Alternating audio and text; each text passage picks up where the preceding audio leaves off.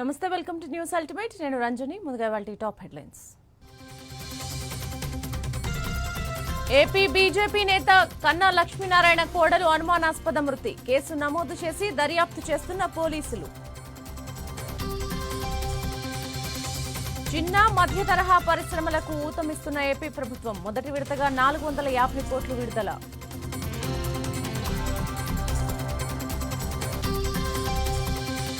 సినీ ప్రముఖులతో మంత్రి Talasani, home secretary భేటీ. ప్రభుత్వంతో చర్చించాక నిర్ణయిస్తామని స్పష్టం.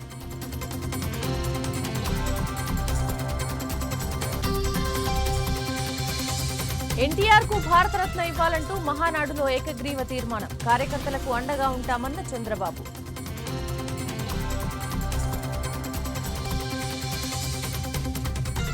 శ్రీవారి భూములు విక్రయించరాదని టీటీడీ నిర్ణయం. ఆస్తులు అన్యాక్రాంతం అవ్వకుండా ఉండేందుకు కమిటీ నియామకం.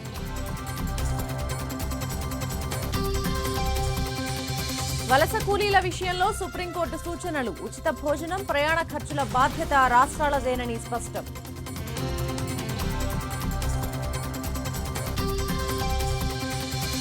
భారత్లో 158,333కు చేరిన కరోనా కేసులు. ఇప్పటివరకు 4,531 మరణాలు నమోదు.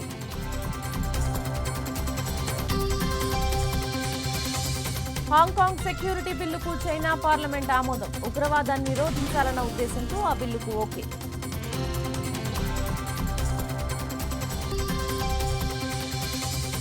మరోసారి 32,000 మార్కు అధిగమించిన సెన్సెక్స్. 175 పాయింట్లు లాభపడ్డ నిఫ్టీ.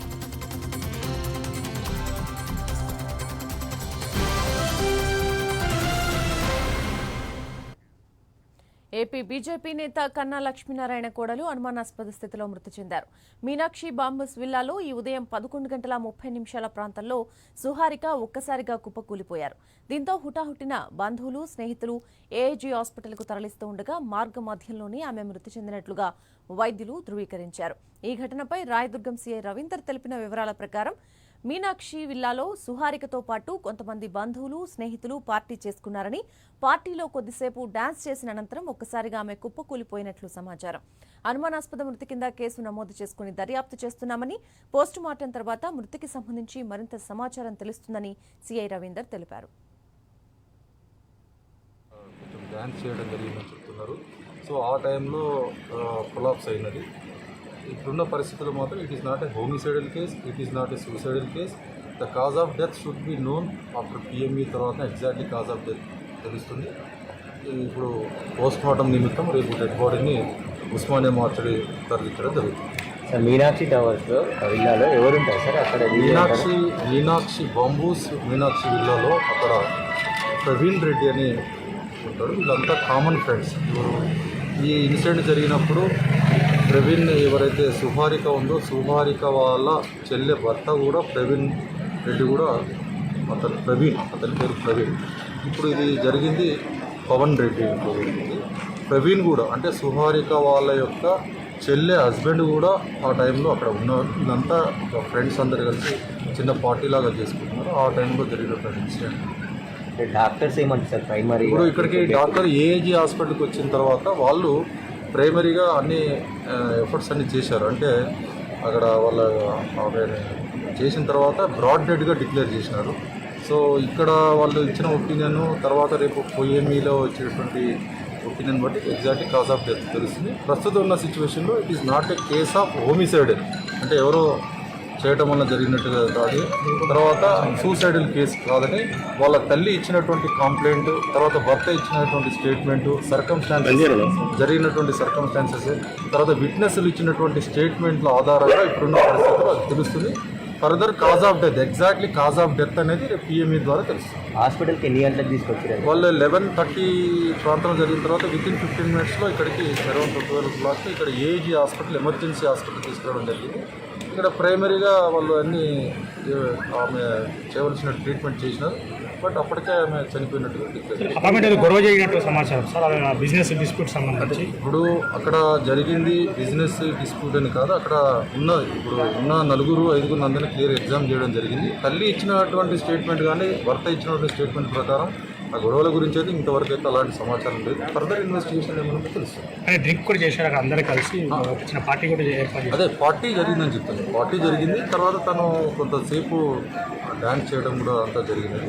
సో సడన్గా జరిగినటువంటి కొలాప్సే జరుగుతుంది. బట్ ఇది ఏది ఉన్నా కూడా పోస్ట్ మార్టంలో నివేదిక వచ్చిన తర్వాత పూర్తి స్థాయిలో మరణానికి గల కారణం అనేది కాజ్ ఆఫ్ డెత్ అనేది తెలుసు.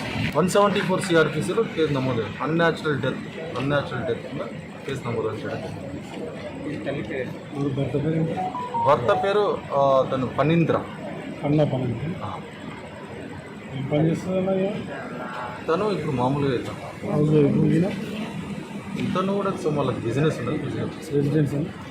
ఇప్పుడు ప్రస్తుతము ఇతను ఫణీంద్ర వచ్చేసి వీళ్ళ తల్లి ఉండే అక్కడనే అదే హిల్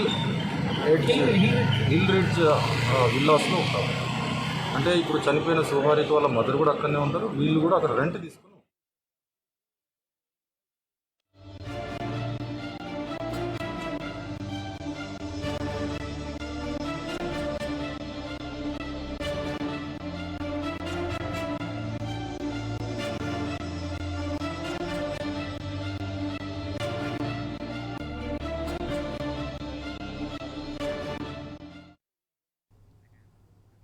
పంట పొలాల్లో మిడతల దాడిపై తెలంగాణ సీఎం కేసీఆర్ సమీక్ష నిర్వహించారు. రైతులకు నష్టం కలగకుండా యాక్షన్ ప్లాన్ సిద్ధం చేయాలని అటవీ వ్యవసాయ శాఖ అధికారులకు కేసీఆర్ దిశానిర్దేశం చేశారు.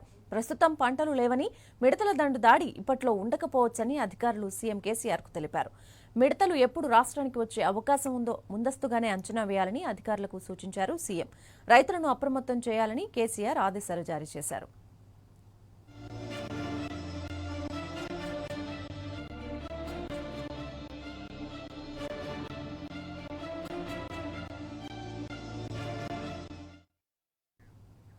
ఎప్పటికైనా కేంద్రానికి మన ఎంపీల అవసరం వస్తుందన్నారు ఏపీ సీఎం జగన్. అప్పుడే ప్రత్యేక హోదాపై మరింత పట్టు పెరిగే అవకాశం ఉందన్నారు.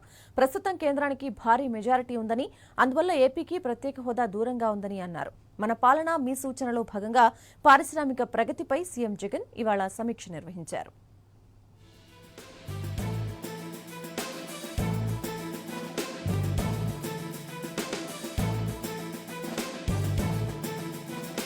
ఏపీకి రాష్ట్ర విభజన వల్ల నష్టం జరిగిందన్నారు CM Jagan.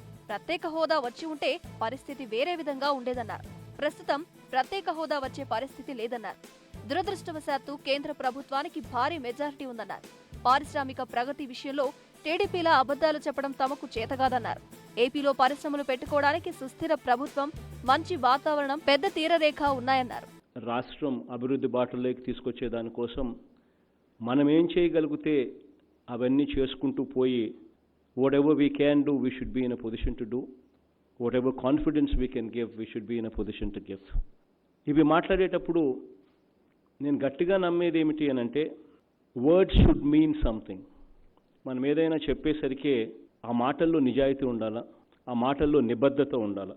What is the point? నేను కూడా గత ప్రభుత్వం మాదిరిగానే నేను కూడా 20 లక్షల కోట్ల పెట్టుబడులు, 40 లక్షల ఉద్యోగాలు సాధించాము అని ఏ రకంగా లాస్ట్ గవర్నమెంట్లో మనం మాటలు విన్నామో అదే మాటలే నేను కూడా మాట్లాడడం మొదలు పెడితే it's not going to make any sense. గత ప్రభుత్వం డిస్కం బకాయిలు 20,000 కోట్లు పెట్టిందన్నారు. అవినీతికి తావు లేకుండా జ్యుడిషియల్ కమిటీ ఏర్పాటు చేశామని, టెండరింగ్ ప్రాసెస్ లో మార్పులు తెచ్చామని వివరించారు. రివర్స్ టెండరింగ్ సౌకర్యం కూడా ఉందని స్పష్టం చేశారు. ఫార్మా, చేపలు, వ్యవసాయ ఉత్పత్తులు, టొబాకోతో కలిపి 1,00,000 కోట్ల ఎగుమతి జరుగుతుందని తెలిపారు సీఎం జగన్. 2014 నుంచి 2019 దాకా ఇండస్ట్రియల్ ఇన్సెంటివ్స్ ఇస్తామని చెప్పి పారిశ్రామికవేత్తలతో పరిశ్రమలు పెట్టించి ఆ బకాయిలు, ఆ ఇండస్ట్రియల్ ఇన్సెంటివ్స్ ఇవ్వలేని పరిస్థితిలో రాష్ట్రం ఉంటే how can we even claim that ease of doing business మన రాష్ట్రంలో చాలా బాగుంది అని how can we even claim that? బకాయిలు అంటే పవర్ ప్రొడ్యూసర్స్ దగ్గర నుంచి కొనుగోలు చేసిన డబ్బును బకాయిలు ఎంత పెట్టింది అని అంటే 20,000 crores బకాయిలు పెట్టింది. అవసరాలకు తగినట్టు పారిశ్రామికవేత్తలకు లోన్ ఇవ్వడానికి ప్రభుత్వం సిద్ధంగా ఉందన్నారు సీఎం జగన్. రాష్ట్రంలో విద్యుత్ కొరత లేదని, స్థానిక పరిశ్రమల్లో 34,000 మందికి ఉద్యోగ అవకాశాలొచ్చాయని స్పష్టం చేశారు. కియా వెళ్లిపోతుందని అనవసర రాద్ధాంతం చేశారని ప్రతిపక్షాల తీరును దుయ్యబట్టారు. 1,500 కోట్లతో పరిశ్రమలు పెట్టేందుకు 1,466 కంపెనీలు సిద్ధంగా ఉన్నాయన్నారు. కొత్తగా 13,000కు పైగా సూక్ష్మ చిన్న తరహా పరిశ్రమలు వచ్చాయన్నారు. విశాఖలో స్కిల్ డెవలప్మెంట్ కోసం అత్యున్నత స్థాయిలో యూనివర్సిటీ ఏర్పాటు చేస్తున్నామని పేర్కొన్నారు.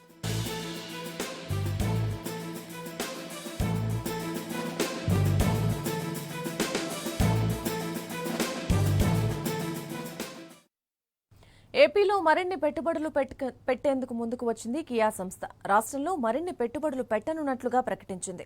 రాష్ట్రంలో మరో $54 మిలియన్ అదనంగా పెట్టుబడులు పెట్టేందుకు సిద్దమైనట్లు ఆ సంస్థ సీఈఓ కుకున్ షిమ్ వెల్లడించారు.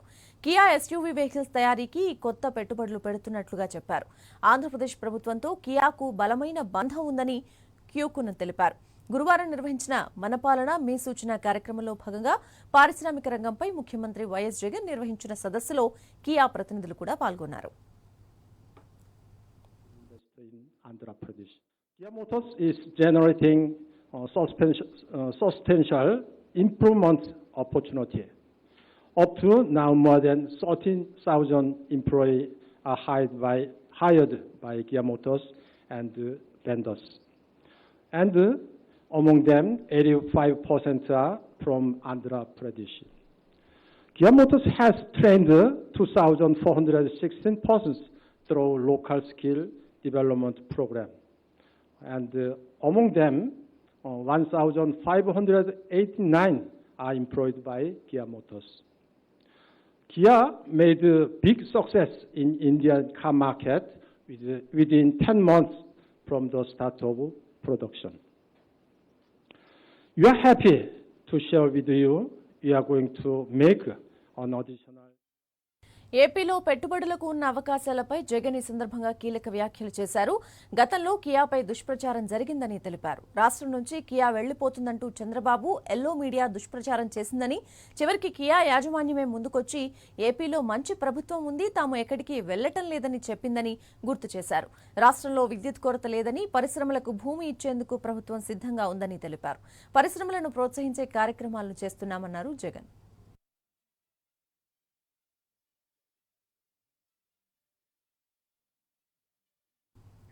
2 రోజుల టీడీపీ మహానాడులో 22 తీర్మానాలకు ఆమోదం లభించింది. దేశ భద్రతకు సంబంధించి కేంద్రం తీసుకునే ఎలాంటి నిర్ణయానికైనా టీడీపీ మద్దతు ఉంటుందని ఆ పార్టీ అధినేత చంద్రబాబు ప్రకటించారు. చైనాతో తాజా పరిస్థితుల దృష్ట్యా కేంద్రానికి సహకారం తప్పక ఉంటుందని తెలుపుతూ తీర్మానం చేసి పంపుతామని చెప్పారు. అలాగే ఎన్టీఆర్కి భారతరత్న ఇవ్వాలని ఏకగ్రీవ తీర్మానం చేశారు. యువతని ప్రోత్సహిస్తామని, మహిళలకు ప్రాధాన్యతనిస్తామని చంద్రబాబు ప్రకటించారు. ఏపీలో ప్రజాస్వామ్యాన్ని కాపాడాల్సిన బాధ్యత అందరిలో ఉందని పిలుపునిచ్చారు. ఈరోజు ఒక ప్రత్యేకమైన రోజు తెలుగుదేశం పార్టీకి. ఒక యుగ పురుషుడు తెలుగుదేశం పార్టీ పెట్టినటువంటి రోజు.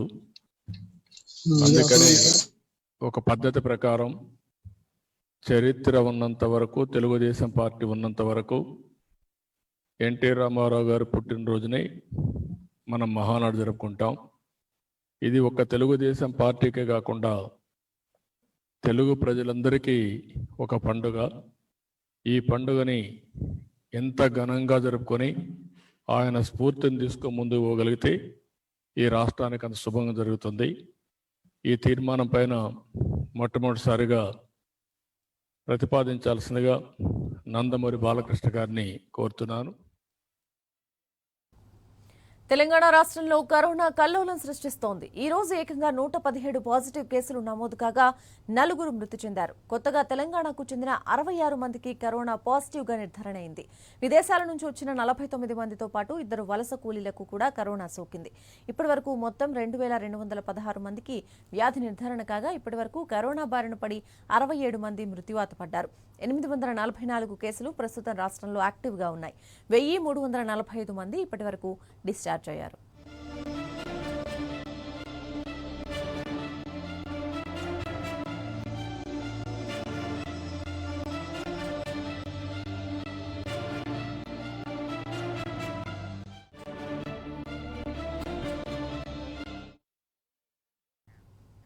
ఏపీలోనూ కేసులు అంతకంతకు పెరుగుతున్నాయి. గడిచిన 24 గంటల్లో 9858 శాంపిళ్లను పరీక్షించగా మరో 54 మందికి కరోనా సోకినట్లు నిర్ధారణ అయిందని రాష్ట్ర వైద్య ఆరోగ్య శాఖ ప్రకటించింది. ఇక అదే సమయంలో 45 మంది డిశ్చార్జ్ అయ్యారని తెలిపింది.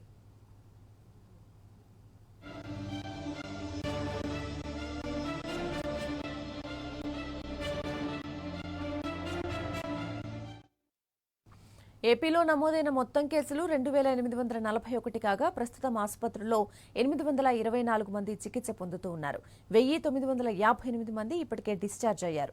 కర్నూలులో కోవిడ్-19 కారణంగా ఒకరు మృతి చెందారు. దీంతో మృతుల సంఖ్య 59కి చేరింది. ఇవాళ కొత్తగా నమోదైన వాటిలో 8 కేసులకు కోయంబేడుతో లింకులు ఉన్నట్లు వైద్య అధికారులు గుర్తించారు.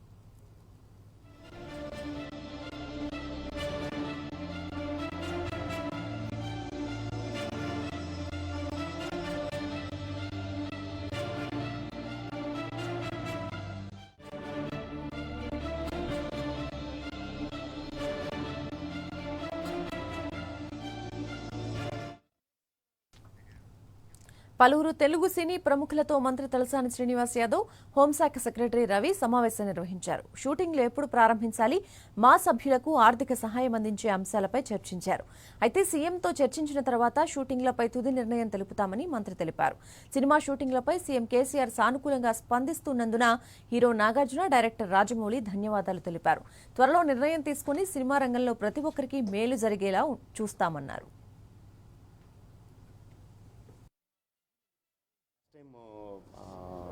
మినిస్టర్ గారితో సీఎం గారిని కలవడానికి వెళ్ళినప్పుడు చాలా సానుకూలంగా స్పందించి ఇమీడియట్గా మేము ఎప్పుడు కూడా మిమ్మల్ని అలా ఆపేయండి, ఇలా బంధించేయండి అని చేయట్లేదు. బట్ గవర్నమెంట్ నుంచి ఏదన్నా ఆర్డర్ వచ్చినప్పుడు ఒక పద్ధతిగా, ఒక ప్రాపర్గా ఉండాలి కాబట్టి మినిస్టర్ గారితోనూ, ఇండస్ట్రీ పెద్దలతోనూ, అన్ని సెక్టర్ వాళ్ళతోనూ కూర్చొని ఒక గైడ్ లైన్స్ మీకు ఏం కావాలో చెప్పండి, అది ప్రభుత్వ విధానాలకు వ్యతిరేకంగా లేకపోతే you consider it done, but just put it properly on proper manner అని చెప్పారు. సో దానికి సంబంధించి ఎవరి సెక్టార్లో ఒకసారి కూర్చున్నాం గత 4-5 రోజుల్లో. అండ్ ఈరోజు మినిస్టర్ గారితోనూ అండ్ హోమ్ సెక్రటరీ గారు మేము అడిగిన వెంటనే చేసిన మినిస్టర్ గారికి, ఒకసారి అడగకపోయినా ఆయనంతటా ఆయన ముందుకొచ్చి ఇంత ప్రొయాక్టివ్గా మాకు హెల్ప్ చేసిన మినిస్టర్ గారికి, గవర్నమెంట్ ఇంత రాజమౌళి గారు అన్నట్టు ఇంత ప్రొయాక్టివ్గా చాలా ఫాస్ట్గా రియాక్ట్ అయ్యి మాకు కావాల్సిన అన్నీ చేశారు. వాళ్ళు పర్మిషన్స్ ఇస్తాం కాదు, ఇప్పుడు మా చేతుల్లో ఉంది. మేము బాగా డిసిప్లిన్డ్గా, కరెక్ట్గా, జాగ్రత్తగా సినిమా షూటింగ్ ఎలా మొదలు పెట్టాలి ఆలోచించి చేయాలి. ఇది చాలా ఇంపార్టెంట్. అండ్ ముఖ్యంగా మినిస్టర్ గారికి ఆయన ఇంత ఇంట్రెస్ట్ తీసుకుని ఎన్నో మీటింగ్లు కండక్ట్ చేసి, మా ఒక్కరితోనే కాదు ఇండస్ట్రీ అన్ని వర్గాలతో మీటింగ్లు కండక్ట్ చేసి ఒక నిర్ణయానికి తీసుకొచ్చి ఇప్పుడు త్వరలో ఒక జియో కూడా ఇష్యూ చేయబోతున్నారు. అండ్ దానికి చాలా చాలా థ్యాంక్స్. అండ్ కేసీఆర్ గారికి కూడా మరీ థ్యాంక్స్ చెప్పారు. బాలకృష్ణ చేసిన కామెంట్స్ పై నిర్మాత సి కళ్యాణ్ స్పందించారు. మా అసోసియేషన్లో ఎలాంటి విభేదాలు లేవన్న ఆయన, బాలకృష్ణ తనను ఎవరో అవమానించారన్నట్లుగా మాట్లాడడం సరికాదని అభిప్రాయం వ్యక్తం చేశారు. ఇక బాలకృష్ణ వ్యక్తిగత స్థాయిలో వ్యాఖ్యలు చేస్తున్నారంటూ నాగబాబు వీడియో విడుదల చేశారు. భూములు పంచుకోవడానికి కలిశారనడం బాధ కలిగించిందని తెలిపారు. బాలకృష్ణ ఆ మాటను తక్షణమే వెనక్కి తీసుకోవాలని విజ్ఞప్తి చేశారు. నోటికి ఎంత వస్తే అంత మాట్లాడతారా అని ప్రశ్నించారు. ఇక అంతకంటే 10 రెట్లు తాను ఎక్కువ మాట్లాడగలనని హెచ్చరించారు నాగబాబు. ప్రభుత్వంతో కూడా చర్చలు జరుగుతున్నాయంట. నాకు తెలియదు ఆ విషయం. ఏదో నాకు వార్తల ద్వారా, పేపర్ల ద్వారా తెలుస్తుంది చర్చలు జరుగుతున్నాయని. ఏం చర్చలు జరుగుతున్నాయో నాకు తెలీదు. త్వరలోనే మొదలు పెడితే మంచిదే. కాకపోతే ఏ రకంగా మొదలు పెడతారన్నది ఇవాళ రేపట్లో వాళ్ళు ఒక నిర్ణయం తీసుకుంటారని తెలిసింది నాకు. ఒక జియో రావాలి గవర్నమెంట్ నుంచి. ఆ జియో రాగానే జూన్ 2వ వారంలో అంటున్నారు, 2వ వారం 3వ వారం నుంచి షూటింగ్ మొదలు పెడతామని. ఏదైనా తక్కువ సిబ్బందితో సోషల్ డిస్టెన్స్ ఇవన్నీ కూడా మెయింటైన్ చేసుకుంటూనే జాగ్రత్తగా. ఇది చిన్న నాన్ సింక్లో ఉంది. ఇప్పుడు బాలకృష్ణ గారు వస్తానంటే ఎవరిన కాదంటారా? ఇప్పుడు ఛాంబర్లో మీటింగ్ ఉంది. నన్ను ఎందుకు పిలిచారా అంటారు. ఎందుకంటే ఛాంబర్లో మీటింగ్కి మానం పిలుస్తాం. ఎవరినో వీళ్ళని పిలవాలి, వీళ్ళని పిలవకూడదు అనేది మాత్రం నాకు తెలియలేదు.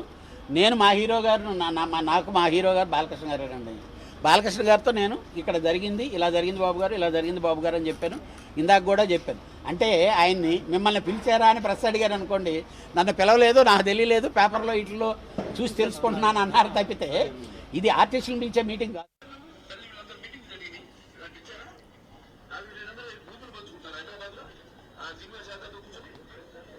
ఇప్పుడు ఇది సబ్జెక్ట్ ఏంటంటే, ఇది ఇండస్ట్రీ వాళ్ళు మాట్లాడతారు.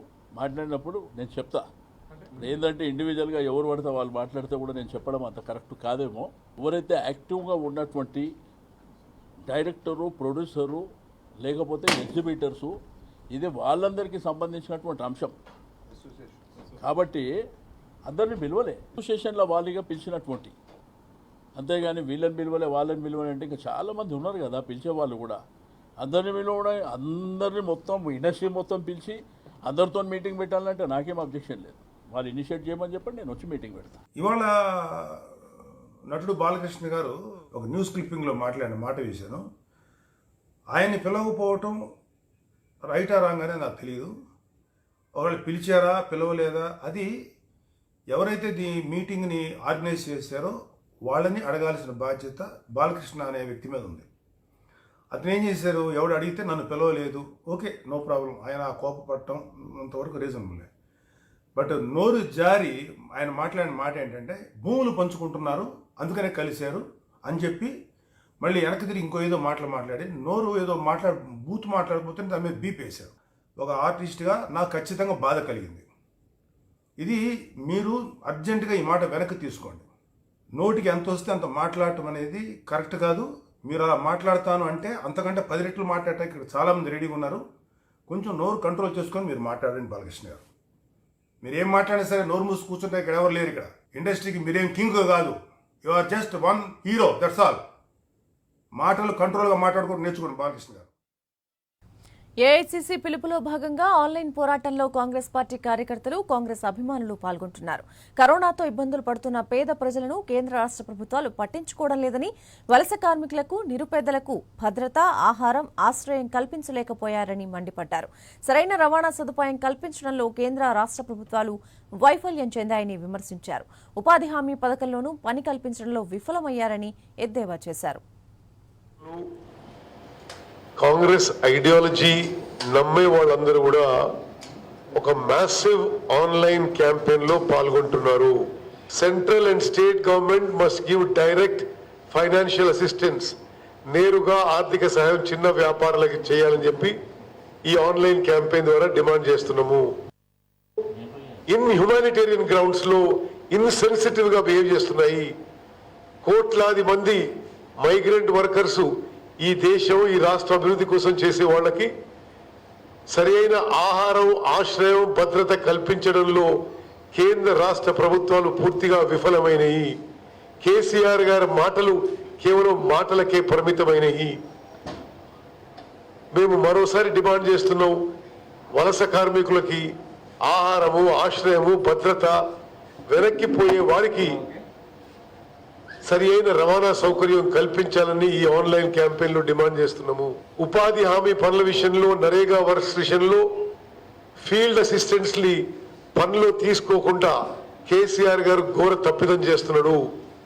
వారిని వెంటనే పనిలోకి తీసుకొని ఉపాధి హామీ పనులు చాలా రెట్లు వేగవంతం చేసి ప్రతి గ్రామంలో ప్రతి కూలీకి పని కల్పించి మరి పని దినాలు 200 దినాలకి పెంచి అందరినీ ఆదుకోవాలని చెప్పి కాంగ్రెస్ పార్టీ డిమాండ్ ఈరోజు ఆన్లైన్ క్యాంపెయిన్ లో. తెలంగాణ రాష్ట్రంలో దేశమంతటి కంటే తక్కువ టెస్టులు జరిగిన సంఖ్య తక్కువ చూపడానికి, కరోనా వల్ల మరణించిన వారిని ఇతర కారణాలతో మరణించేట్టు చూపుతున్నట్టుగా డాక్టర్ల ఎన్జిఓలే పెద్ద ఎత్తున తెలంగాణలో గగ్గోలు పెడుతున్నాయి. తెలంగాణలో టెస్టులు అధిక సంఖ్య. తిరుమల తిరుపతి దేవస్థానం ఈరోజు పాలక మండలి సమావేశం నిర్వహించింది. ఈ సమావేశంలో టీటీడీ పాలక మండలి అనేక కీలక నిర్ణయాలు తీసుకుంది. ప్రధానంగా టీటీడీ భూములు విక్రయించవద్దనే నిర్ణయానికి వచ్చింది. అలాగే టీటీడీ ఆస్తులు, కానుకలను కూడా విక్రయించకూడదని తీర్మానం చేసింది. నిరుపయోగ ఆస్తులు అన్యాక్రాంతం అవ్వకుండా ఉండేందుకు ప్రత్యేక కమిటీని ఏర్పాటు చేసింది. ఈ కమిటీలో పాలక మండలి సభ్యులు, పీఠాధిపతులు, భక్తులకు చోటు కల్పించనుంది టీటీడీ. మా ముఖ్యమంత్రి గారు తీసుకున్న నిర్ణయానికి మేము అనుగుణంగా ఈరోజు తీర్మానం చేయటం జరిగింది. ఎట్టి పరిస్థితుల్లో స్వామివారి ఆస్తులు కానీ, తిరుపతి దేవస్థానానికి సంబంధించిన ఆస్తులు కానీ, భక్తులు కానుకగా ఇచ్చిన ఆస్తులు కానీ వేలం ద్వారా అమ్మే పరిస్థితి కానీ, ఏ విధంగా అమ్మే పరిస్థితి కానీ చేయటం పూర్తిగా నిషేధించాలని తీర్మానం చేయటం జరిగింది. ఒకవేళ అన్యాక్రాంతం కాకుండా నిరుపయోగంగా పడిన కానుకలుగా ఇచ్చిన ఆస్తులు ఏమన్నా ఉంటే వాటిని ఏ విధంగా పరిరక్షించాలి, ఏ విధంగా ఉపయోగపెట్టాలి అనే దానిపై ఒక కమిటీని వేయటానికి నిర్ణయం తీసుకోవడం జరిగింది.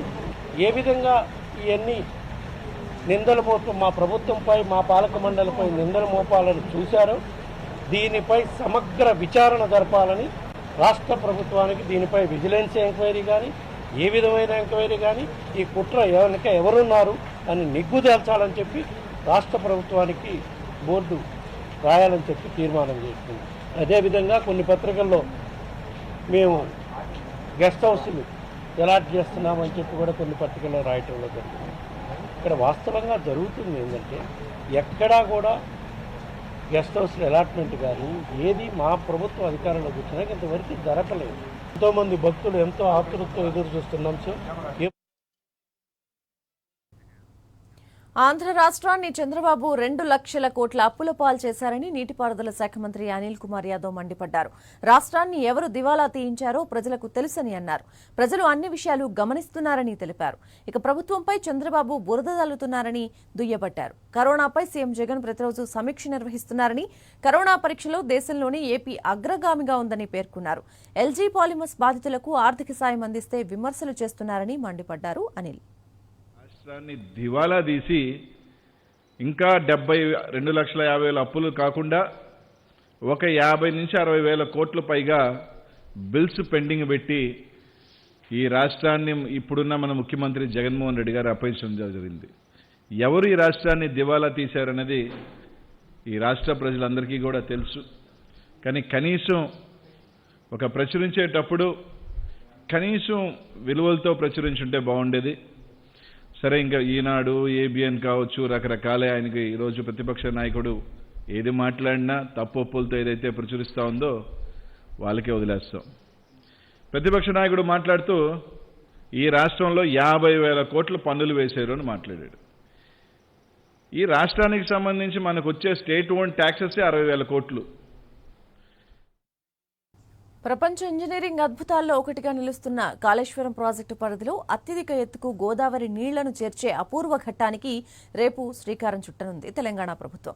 కాళేశ్వరం ప్రాజెక్టులో భాగంగా 618 మీటర్ల అత్యంత ఎత్తైన కొండపోచమ్మ రిజర్వాయర్ శుక్రవారం ప్రారంభోత్సవం కానుంది. సిద్దిపేట జిల్లా, ఉమ్మడి మెదక్ జిల్లా ప్రజల ఆకాంక్ష నెరవేరబోతోందన్నారు మంత్రి హరీష్ రావు. కరోనా నేపథ్యంలో ఈ కార్యక్రమాన్ని అతి తక్కువ మందితో జరుపుకుందామని అన్నారు మంత్రి. పిల్లలకు కూడా కొంచెం తల్లిదండ్రులతో మనం ఏంటంటే పిల్లలు ఆ కాలువల్లో ఉధృతంగా ప్రవహించే కాలువల్లో ఈతలకు దిగితే కొన్ని ప్రమాదాలు జరిగేటువంటి అవకాశం ఉంటుంది కనుక దయచేసి ఆ పంప్ హౌస్ దగ్గర కానీ ఆ కాలువల్లో నీరు ప్రవహించేటువంటి చోట పిల్లల్ని కూడా జాగ్రత్తగా చూసుకోవాలి అని తల్లిదండ్రులకు, యువకులకు కూడా మేము విజ్ఞప్తి చేయడం జరుగుతాం. ప్రజాప్రతినిధుల వరకే, అది గజ్వేల్ నియోజకవర్గ ప్రజాప్రతినిధుల వరకు మాత్రమే అతి కొద్ది మందిని పిలవడం జరిగింది. దయచేసి ప్రజలందరూ కూడా సహృదయంతో అర్థం చేసుకొని సహకరించాలని కోరుతున్నాం. నిజానికి ఇది ఒక పెద్ద జల పండగ, లక్షలాది మందితో జరుపుకోవాల్సిన పండగ. కానీ దురదృష్టవశాత్తు కరోనా వల్ల ఈ పండగను చాలా సింపుల్గా చేసుకుంటున్నాం. కరోనా అయిపోయిన తర్వాత మళ్ళీ అతి పెద్ద స్థాయిలో మళ్ళీ గౌరవ ముఖ్యమంత్రి గారి నేతృత్వంలో భవిష్యత్తులో చేసుకుందాం. రాష్ట్రంలో అర్హులైన వాళ్లందరికీ ఇళ్ల స్థలాలు పంపిణీ చేస్తామని రాష్ట్ర డిప్యూటీ సీఎం అంజాద్ బాషా స్పష్టం చేశారు. కడప నియోజకవర్గ పరిధిలోని ఇళ్ల స్థలాల పంపిణీపై అధికారులతో ఏపీ డిప్యూటీ సీఎం సమీక్ష సమావేశం నిర్వహించారు. నగరపాలక సంస్థ కార్యాలయంలో అధికారులు, వార్డు సచివాలయ అడ్మిన్, వీఆర్ఓలతో సమావేశమయ్యారు. ఈ సందర్భంగా ప్రతి ఇంటి వద్దకు వెళ్లి సర్వే నిర్వహించాలని, తద్వారా అర్హులైన ప్రతి ఒక్కరికి ఇంటి స్థలాలు వచ్చేలా చర్యలు తీసుకోవాలని అధికారులకు సూచించారు.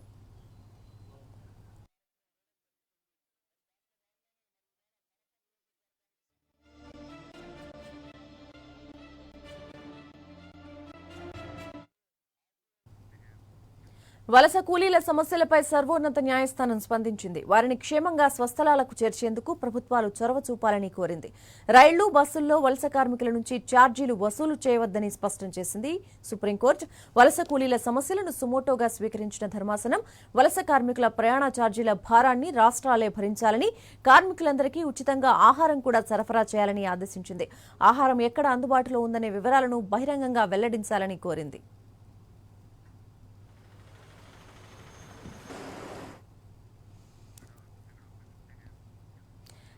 వాతావరణం అనుకూలించకపోవడం వల్ల తన రాకెట్ ప్రయోగాన్ని నిలిపివేసింది స్పేస్ ఎక్స్ సంస్థ.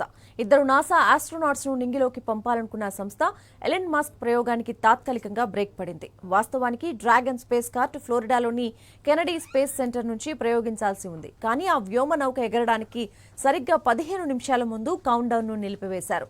మే 30వ తేదీన మళ్లీ డ్రాగన్ స్పేస్ క్రాఫ్ట్ ను ఎగరవేయనున్నారు. డగ్ హార్లే, బాబ్ బెహకెన్ ఆస్ట్రోనాట్స్ ఇద్దరూ ఆ రాకెట్లో అంతర్జాతీయ అంతరిక్ష కేంద్రానికి వెళ్లవలసి ఉంది.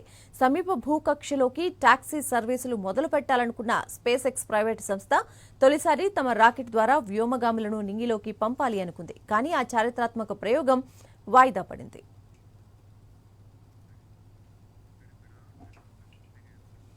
హాంకాంగ్ సెక్యూరిటీ బిల్లుకు చైనా పార్లమెంట్ ఆమోదం తెలిపింది. ఈ బిల్లు పాస్ కావడంతో హాంకాంగ్ భవిష్యత్తు అగమ్యగోచరంగా మారుతుంది. ఎవరైనా చైనా ఆదేశాలను వ్యతిరేకిస్తే కొత్త బిల్లు ప్రకారం వారు శిక్షార్హులవుతారు. చైనా ఎంపీల ఆమోదం పొందిన ఆ బిల్లుతో ఇక నుంచి హాంకాంగ్లో ఆ దేశ సెక్యూరిటీ దళాలు పనిచేయనున్నాయి. చైనాలో ప్రవేశపెట్టిన ఈ బిల్లు పట్ల హాంకాంగ్లో నిరసన జ్వాలలు వెల్లువెత్తాయి. ఇప్పటివరకు విశిష్ట హోదా అనుభవించిన హాంకాంగ్కు తాజా బిల్లుతో ఆ దశ మారే ప్రమాదం ఉందని అంటున్నారు కొందరు. బిల్లును వ్యతిరేకిస్తూ ఇవాళ హాంకాంగ్లో హింసాత్మక ప్రదర్శనలు కూడా జరిగాయి. హాంకాంగ్ సెక్యూరిటీ బిల్లుపై చైనా పార్లమెంట్లో జరిగిన ఓటింగ్లో 2878 మంది అనుకూలంగా ఓటేశారు.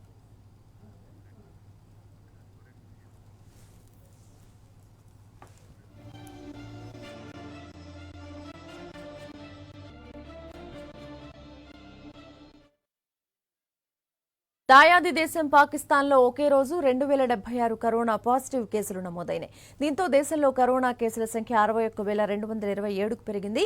ఈ వైరస్ వల్ల ఇప్పటివరకు మొత్తం 1240 మంది మృతి చెందారు. పాక్ వ్యాప్తంగా ప్రాణాంతక వైరస్ బారిన పడిన వారిలో 20,231 మంది కోలుకున్నారు. మొత్తం పాజిటివ్ కేసుల్లో సింధ్ ప్రావిన్స్లో 24,206, పంజాబ్లో 22,037, ఖైబర్లో 8,483, బలూచిస్తాన్లో 3,616, ఇస్లామాబాద్లో 2,015 కేసులు ఉన్నాయి.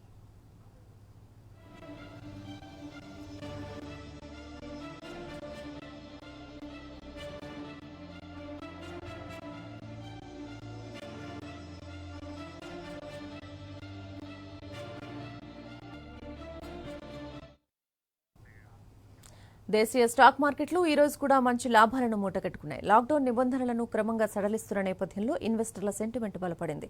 ఈ క్రమంలో సూచీలు లాభాల్లో పయనించాయి. సెన్సెక్స్ మరోసారి 32,000 మార్కును అధిగమించింది. ఈ రోజు ట్రేడింగ్ ముగిసే సమయానికి సెన్సెక్స్ 595 పాయింట్లు లాభపడి 32,201కి ఎగబాకింది. నిఫ్టీ 175 పాయింట్లు పెరిగి 9,490కి చేరుకుంది. ఇవి న్యూస్ అల్టిమేట్ అప్డేట్స్. నెక్స్ట్ ఇది నిజం ప్రసారం అవుతుంది. Stay tune to I news. Stay home and stay safe.